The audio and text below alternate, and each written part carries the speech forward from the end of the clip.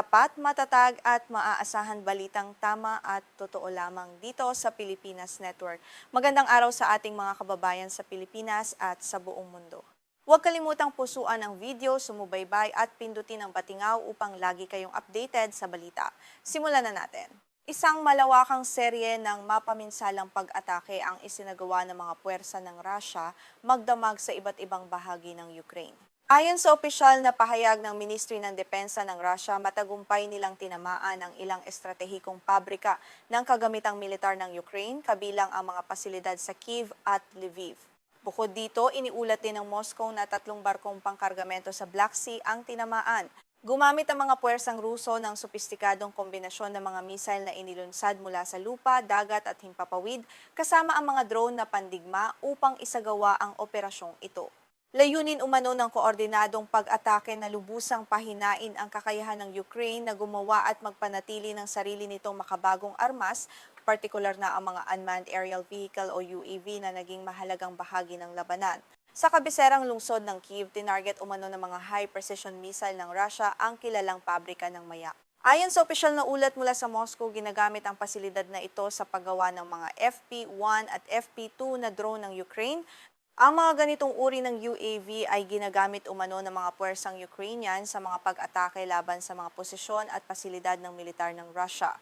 Hindi lamang ang pabrika ng mayak ang naging target ng pambobomba sa kabisera. Sinabi rin ng Russia na tinamaan nito ang isang pabrikang electrotechnical sa Kyiv. Ayon sa mga opisyal ng depensa ng Russia, gumagawa ang pasilidad na ito ng mga espesyal na drone para sa pag-atake at pagmamanman.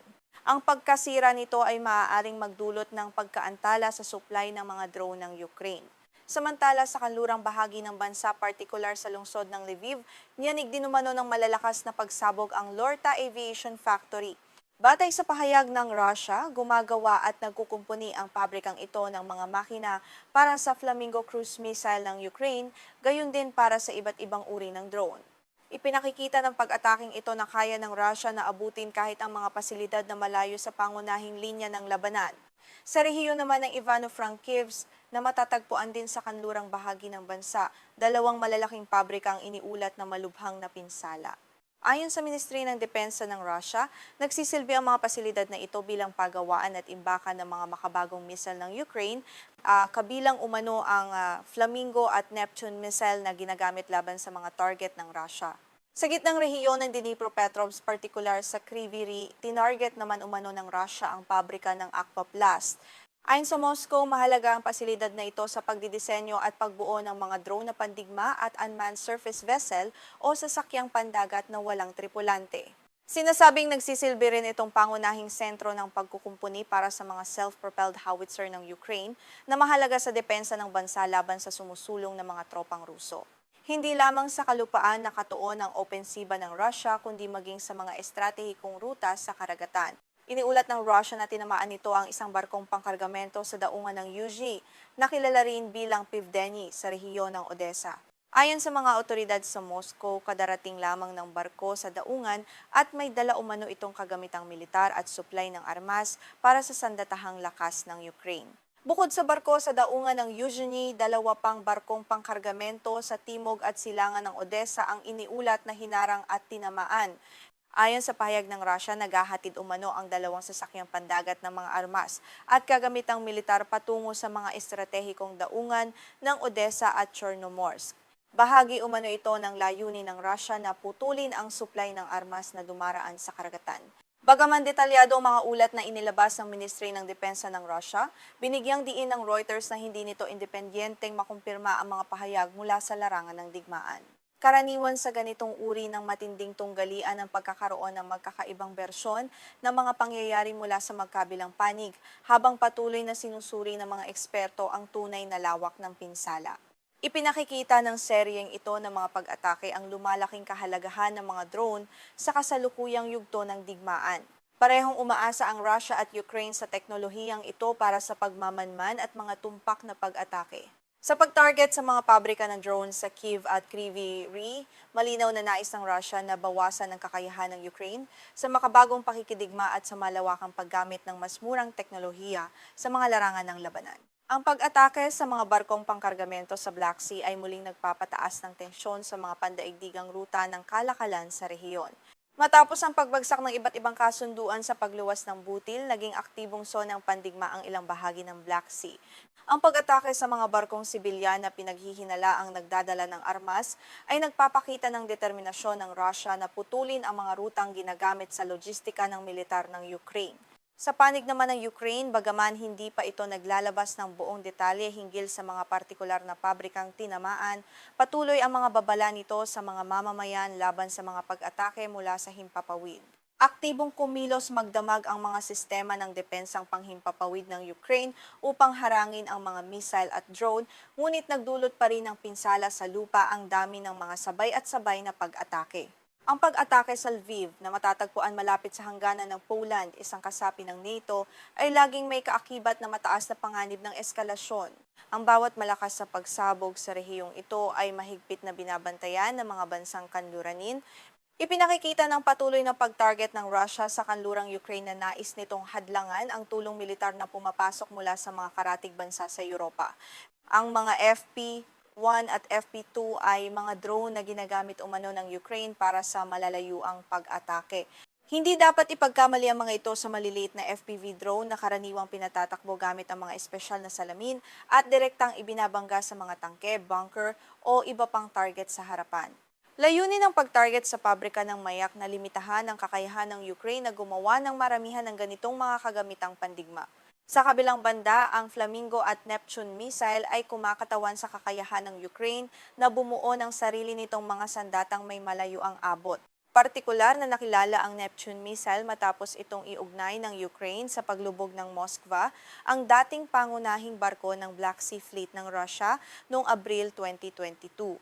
Layunin ng pag-atake sa mga pabrika sa Ivano-Frankivsk na hadlangan ng produksyon at supply ng mga sandatang maaaring gamitin ng Ukraine sa mga susunod na ganting atake.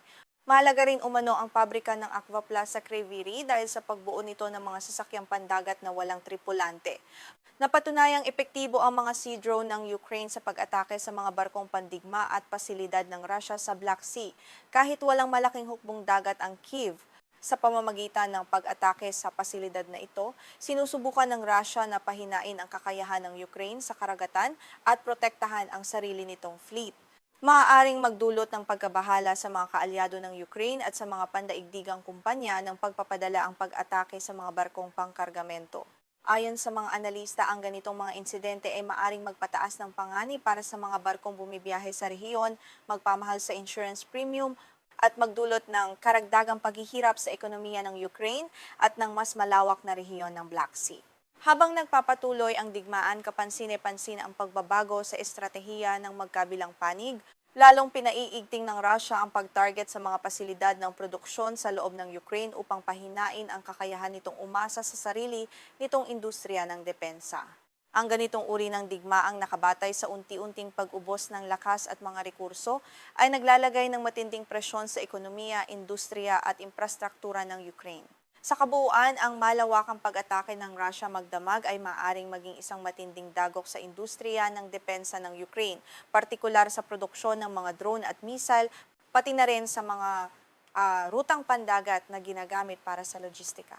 Gayunman, ang tunay na lawak ng pinsala at ang eksaktong katangian ng mga target ay kailangan pa rin kumpirmahin ng mga independenteng mapagkukunan.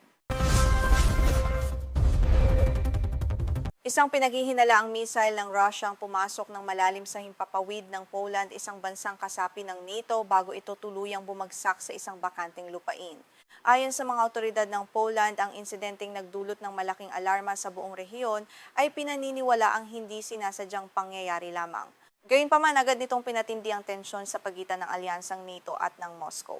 Nagsimula ang lahat ng matukoy ng sopistikadong radar system ng Poland, ang isang hindi kilalang lumilipad na bagay na mabilis na tinatahak ang direksiyong kanluran. Ayon sa ulat ng Operational Command ng Polish Armed Forces, bigla na lamang nawala sa radar screen ang nasabing bagay bandang alas 3:40 ng madaling araw. Dahil dito, agad na nagsagawa ang militar ng investigasyon at paghahanap sa lugar. Upang matukoy ang huling lokasyon ng misteryosong lumilipad na bagay, agad na ipinadala sa lugar ang isang Mi-24 helicopter ng militar ng Poland. Sa mabilis at alertong pagtugon ng mga tripulante ng helicopter, matagumpay nilang natunton ang eksaktong lugar kung saan bumagsak ang nasabing bagay. Kalaunan, nakumpirmang bumagsak ito sa isang malawak at bakanteng lupain sa maliit na baryo ng Tarnawa, Colonia. Ang baryo ng Tarnawa, Colonia, kung saan bumagsak ang pinaghihinalaang missile, ay matatagpuan humigit kumulang 70 kilometro mula sa hangganan ng Poland at Ukraine. Dahil malapit ito sa aktibong sona ng labanan, ang pagbagsak ng anumang kagamitang militar sa lugar ay itinuturing na seryosong banta sa pambansang seguridad. Nagdulot din ito ng matinding pagkabahala sa mga lokal na residente. Isang video mula sa security camera ng isang pribadong bahay sa kalapit na lugar ang nakapagtala ng napakalakas na tunog ng pagsabog na umalingaw-ngaw mula sa malayo. Bagamat hindi direktang nakita sa video ang mismong pagbagsak at pagsabog ng missile, kinumpirma ng Ministry of the Interior ng Poland na lumikha ang pagsabog ng isang malaking hukay na may lapad na 10 metro sa isang sakahan.